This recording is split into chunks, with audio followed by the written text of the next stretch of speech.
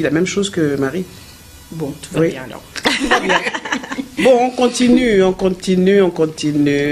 avec les questions de la calebasse. Mandela. Nelson Mandela. Oui. Mandela. Ah, c'est tout? Oui, c'est tout.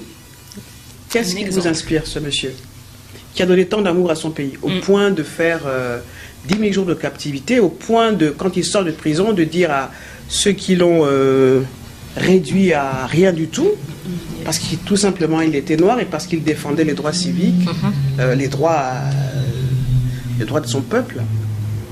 Il a dit je demande, enfin, je vous pardonne. Je vous pardonne. Ouais. Hein.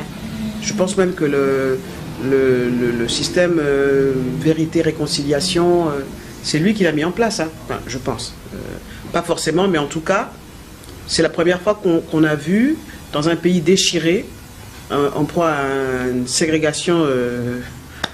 Aujourd'hui, quand on repense à ça, on se dit, mais comment les Sud-Africains ont pu vivre ça pendant autant d'années? Comment, dans un pays aussi déchiré, aussi séparé, comment on peut sortir grandi de ça et de créer une nation arc-en-ciel? Même si, c'est vrai, tout n'est pas réglé, mais il fallait quand même beaucoup d'amour pour soi-même, pour les autres et pour soi-même, pour faire de l'Afrique du Sud ce qu'elle est aujourd'hui. Qu'est-ce que tu en penses, Zara? C'est un exemple. Voilà, Nelson Mandela, moi je pense que c'est une personne à prendre pour exemple. Et voilà, c'est un exemple. Marie Poto. Quand j'écoute Nelson Mandela, je pense espoir, paix, amour. C'est un homme de paix, c'est un homme qui a encaissé, c'est un homme qui a su pardonner et qui a donné de l'espoir aux gens qu'on peut faire autant d'années en prison, sortir et puis devenir président, ce qui n'est pas donné à tous de sortir d'autant d'années de prison et d'être élu par son peuple et se retirer dignement et de mourir aussi dignement, parce qu'il a quand même été honoré par le monde. Hein. Oui, le monde entier. Le monde entier. Ouais.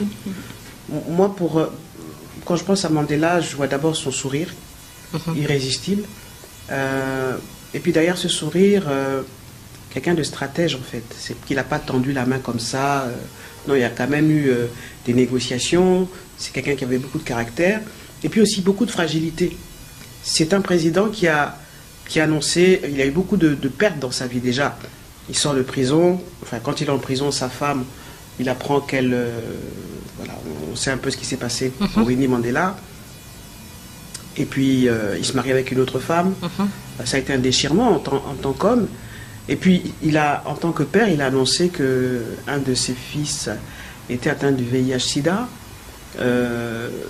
Voilà, quelqu'un d'humain, de profondément humain. Je pense que c'est l'image qu'il a donnée au monde, en fait. C'est qu'on peut être président, on peut être chef d'État, mais être un humain comme les autres. Et du coup, ça nous réconcilie avec la fonction de chef d'État, avec qui nous sommes. On ne demande pas à être des surhommes. On demande tout simplement d'être un être humain.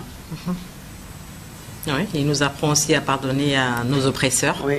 Alors montrer qu'on peut être plus fort que ça, on peut dominer... le mal, en fait. Ouais. Alors, je vous rappelle, pour ceux qui nous regardent, qu'on parle de l'amour. C'est le 14 février, on parle de la Saint-Valentin, mais on parle de l'amour dans toutes ses facettes. L'amour agapé, l'amour... Philéo, l'amour Eros, n'est-ce pas? Tout à fait. Voilà, donc c'est de ça dont on parle. Et puis la calebasse nous aide justement à avancer dans ce débat. Quelle est ta plus grande peur, Marie Poto?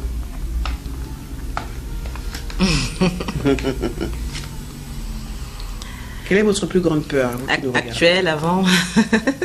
La peur qui subsiste malgré le fait qu'on ait grandi, qu'on est majeur et vacciné. On a toujours des peurs, en fait. Ma peur, c'était de perdre ou mon père ou ma mère. C'était vraiment une de mes peurs, vraiment, c'était ça. Finalement, j'ai perdu mon père il y a 8 ans. Ah ouais, quand même.